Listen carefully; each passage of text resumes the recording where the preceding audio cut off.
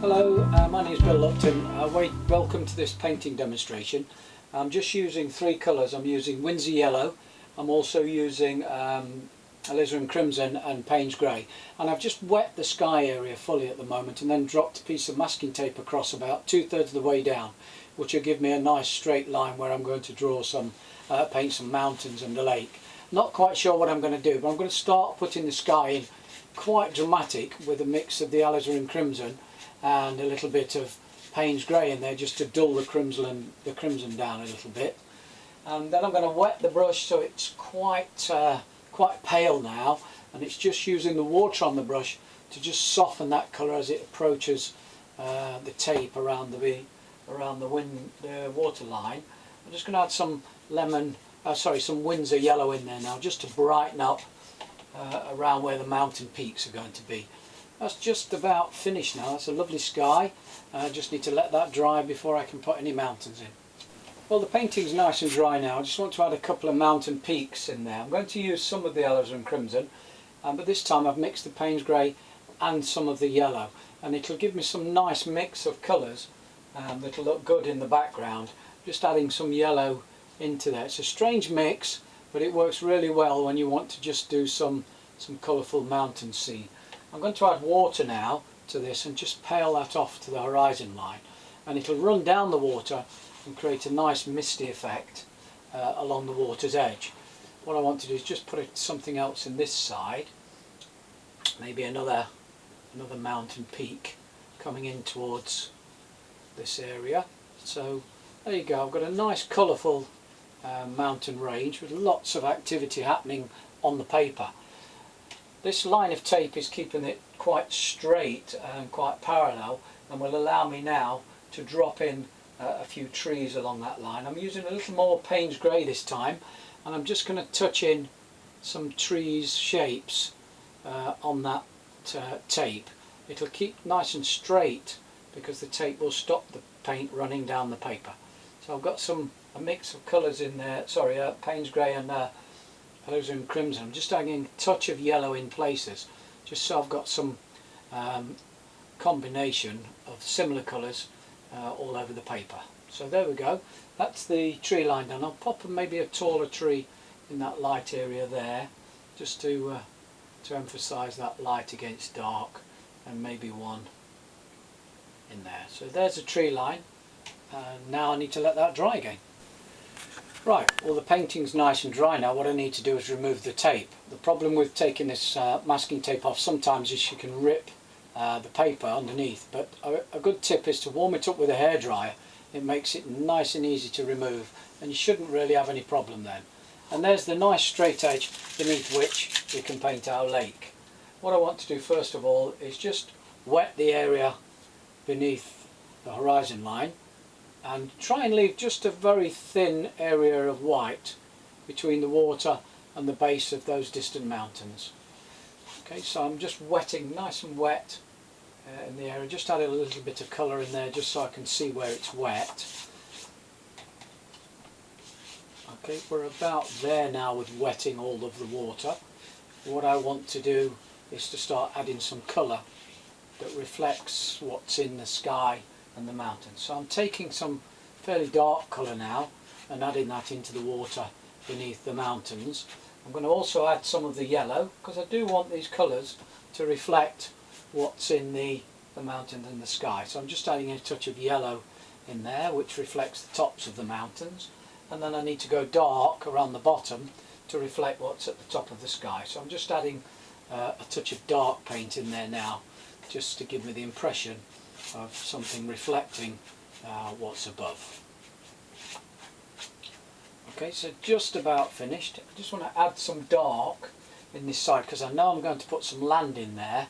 So what I want to do is to just put some dark in there now that will in effect be a reflection of some land I'm putting in that right hand side. I'm going to darken that off even more with some Payne's grey. That's where the land will come out to, and then if I take an almost dry brush, just wring it between your fingers and pull that down, it'll look like reflections of something I'm going to add later. Okay, so that's that done. What I need to do is, when that's dry for a few seconds, if I use a nice flat brush and just sharpen the end, I can run this flat brush through that dark and leave wind lines, which gives even more convincing water. There we go. And same in the distance, a nice light line looking like a wind line, and we'll give a more convincing water. So just take some of that darkness out, just re-emphasize the white in that area, and maybe something in there. Okay, now I need to let that dry. Right, perfectly dry. The water area is dried quite nice. You can see these wind lines, the effect it gives. What I want to do now is to add some foreground land, and this is going to be quite dark, so quite a strong mix of Payne's grey.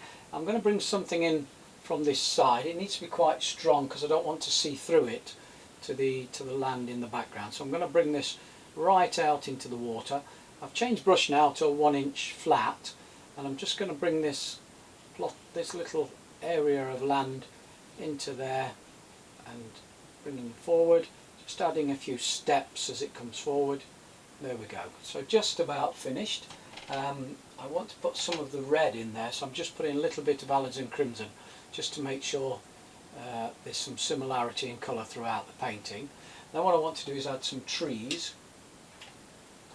onto this area of land. So if I just stab using the corner of the brush, just prod onto the painting with some Payne's grey and alizarin crimson, that gives me a nice tree shape. I'll put into that in a short time the tree structure, but this just gives the shape that I want of a few bushes and trees growing on the edge or on the top of this piece of land that I've just put in. So I'm just basically roughing the edge of this land.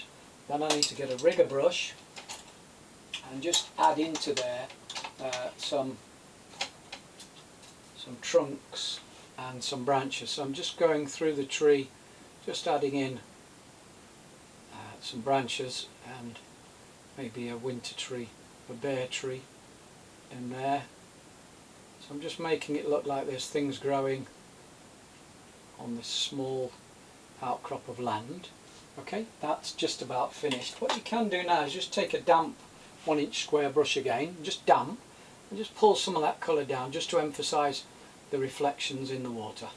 Of course, as this land gets a shorter distance from the water in height, they will also get shorter distance in depth in the reflection. So there's the reflection.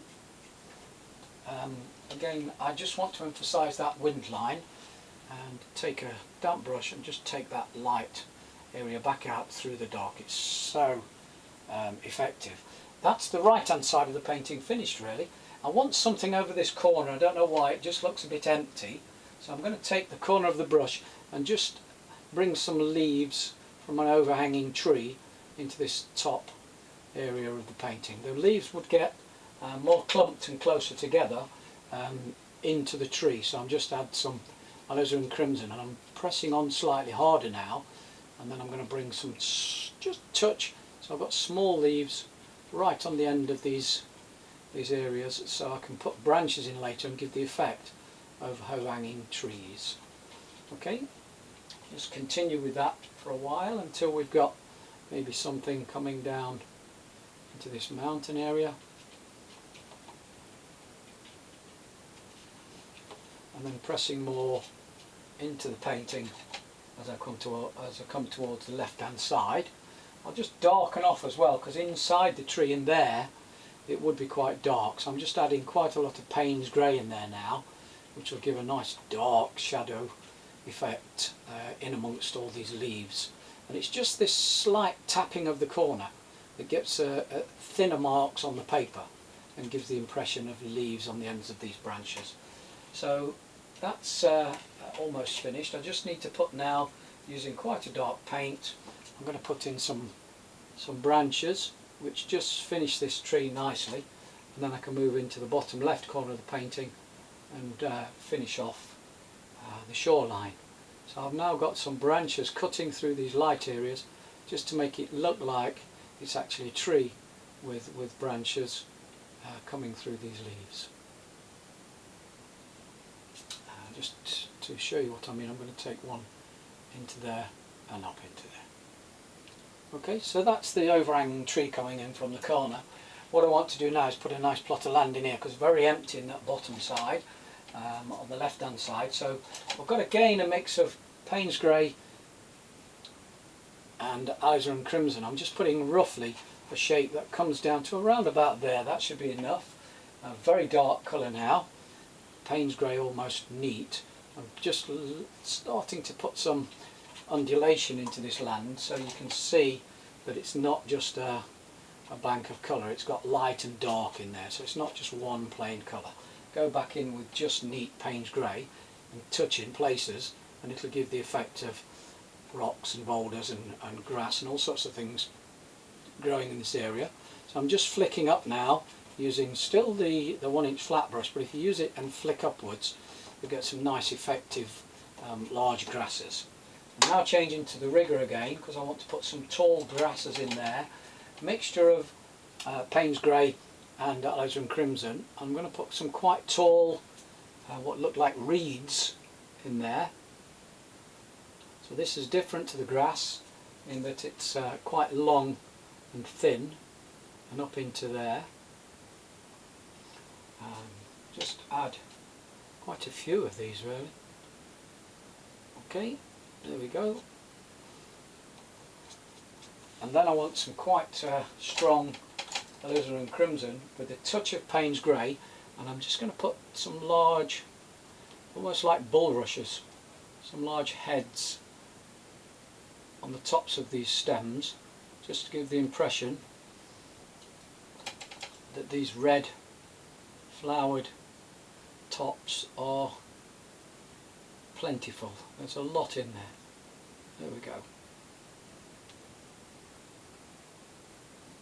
And some young ones down the base. They're not all the same height, they're not all pointing in the same direction, and they're not all identical colour.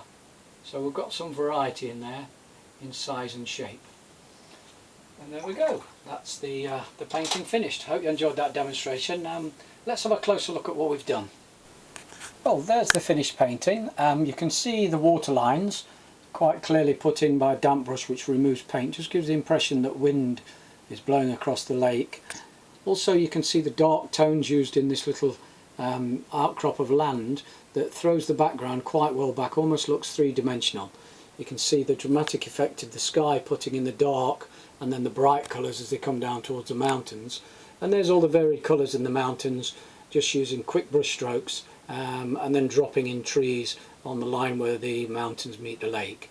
You can also see the overhanging tree, which is just using the corner of a brush and a rigger to give the impression of branches. And finally in the bottom left hand corner, the bulrushes that are growing in amongst this rough area of land in the foreground. Overall quite a dramatic effect for a very quick painting. I hope you enjoyed it, and look forward to seeing you soon. Bye for now.